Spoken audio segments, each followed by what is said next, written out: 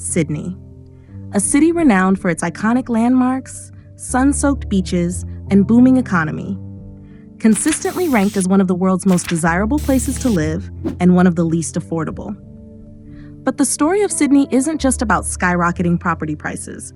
It's about an underlying system, a deliberate design that actively disadvantages those who can least afford it, making the city a high-stakes game where only the wealthy thrive. Sydney wasn't simply built to attract the rich, it's been designed to exclude the poor.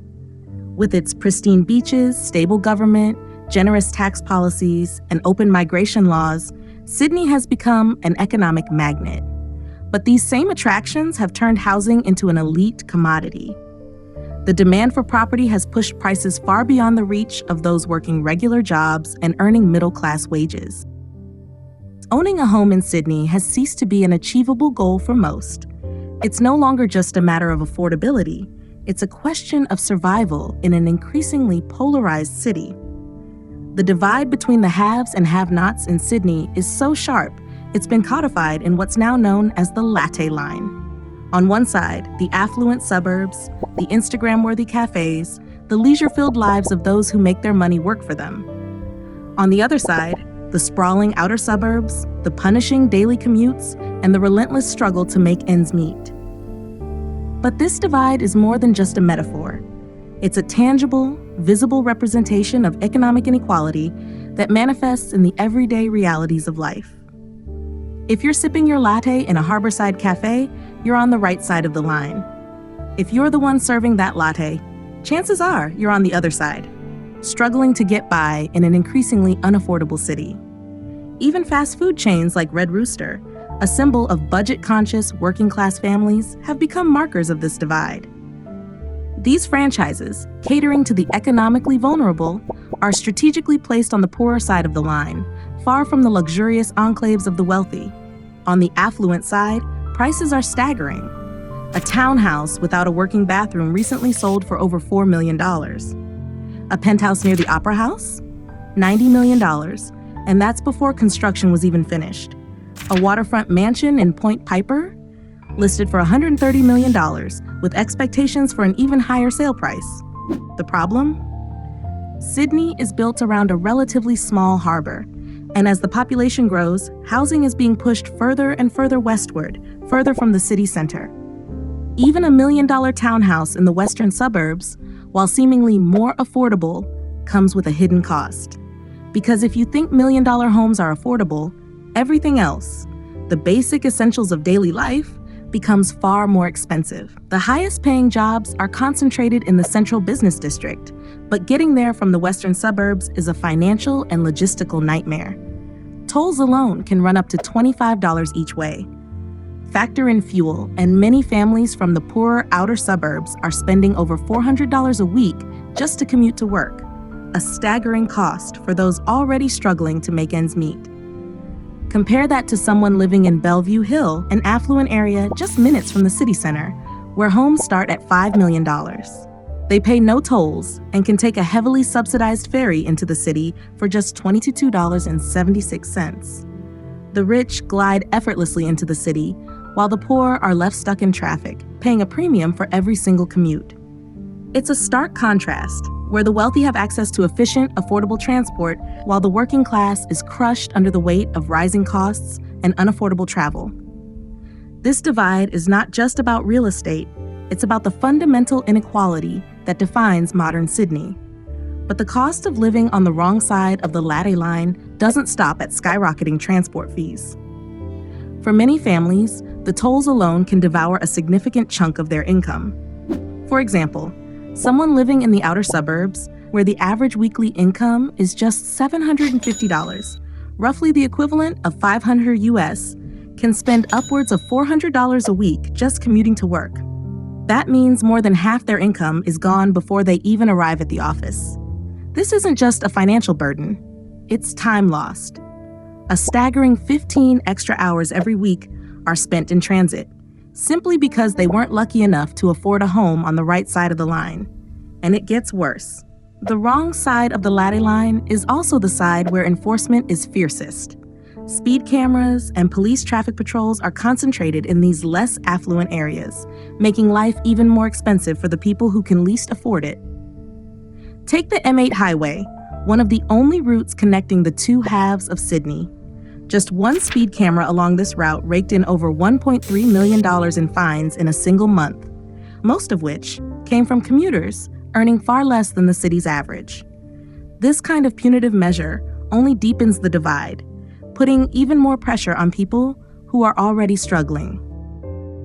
As if this wasn't enough, all of these additional costs, from tolls and fines to the time lost in traffic, erode any possibility of savings.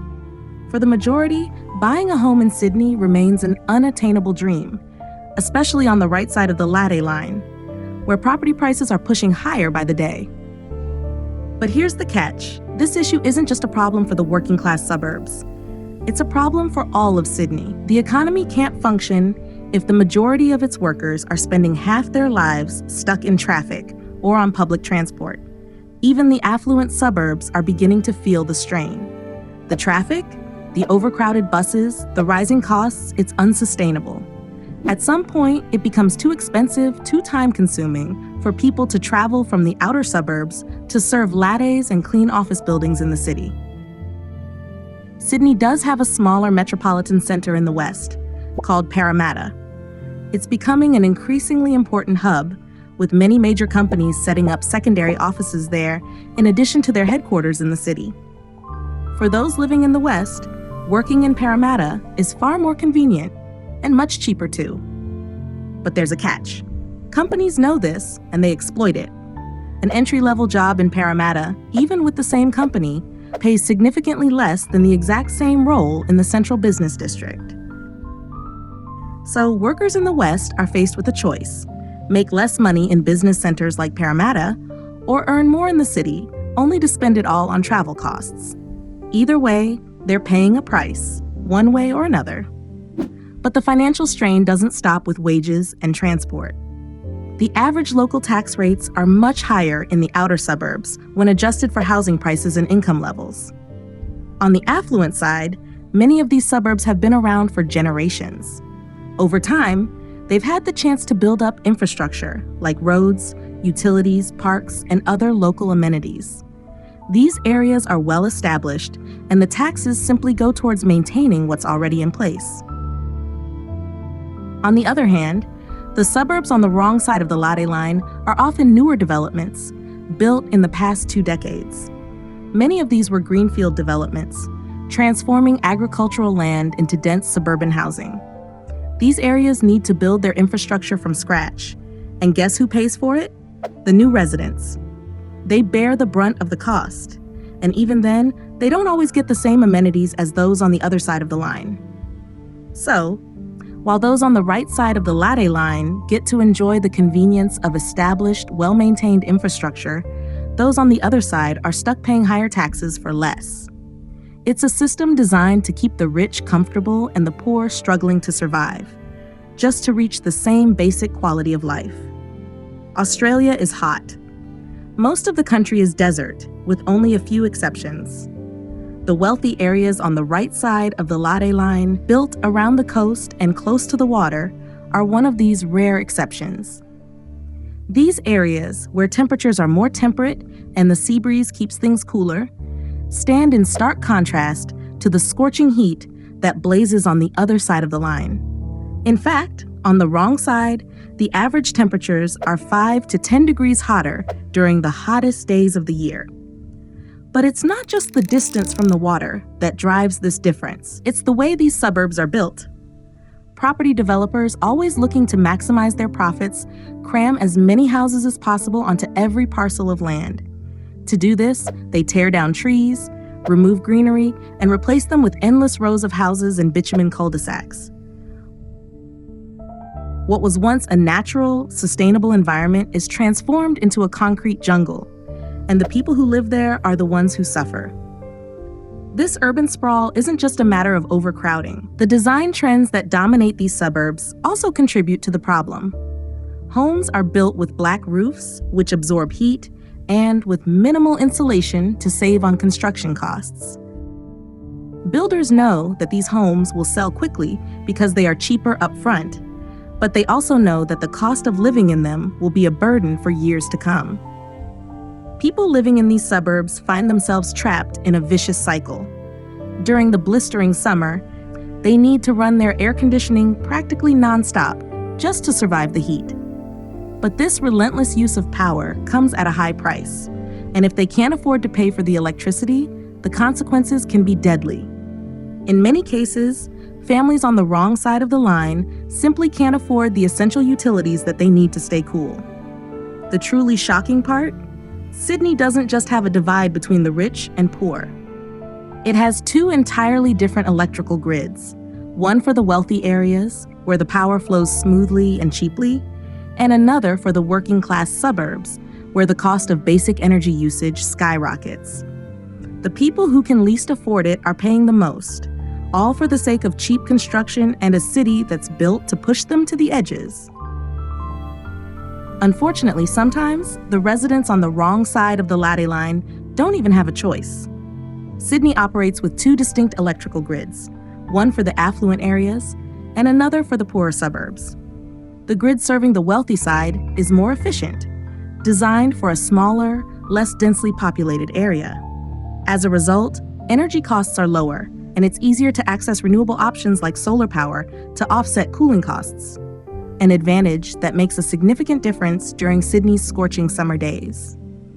On the other hand, the grid servicing the western suburbs is not only more expensive, but also harder to connect to solar systems. This means that residents are stuck paying higher prices for electricity, with no way to alleviate the financial strain by harnessing the abundant Australian sun. Even worse, the western grid is prone to power outages. During heat waves that regularly push temperatures above 45 degrees Celsius, which is equivalent to 113 degrees Fahrenheit, entire neighborhoods are left without vital air conditioning, forcing families to endure unbearable conditions in their homes. When we discuss wealth inequality, it's easy to focus on the larger, more obvious factors: taxes, government programs, job opportunities, and financial markets. But the small, almost invisible details of city planning and local law enforcement are just as telling. They may seem insignificant at first, but their cumulative impact is staggering. Consider two children from two different households living on opposite sides of the Latte Line. One child lives in a well-established, well-funded neighborhood. Their school is a short walk away, and their parents don't have to spend over 15 hours each week commuting. This child will grow up in an environment where opportunity is abundant and their future job prospects are only a quick 15-minute train ride away. Meanwhile, the other child, from the wrong side, faces a very different reality. Their parents, already time-poor from long commutes, must drive them half an hour to a school far from home. These children, already burdened by distance and inefficiency, face a future where even the simplest opportunities seem out of reach. The difference between these two children isn't just about geography, it's about the systemic forces that perpetuate inequality. From the schools they attend to the heat they endure, everything about their lives is shaped by the divide that runs through Sydney, a divide that, for many, may never be crossed.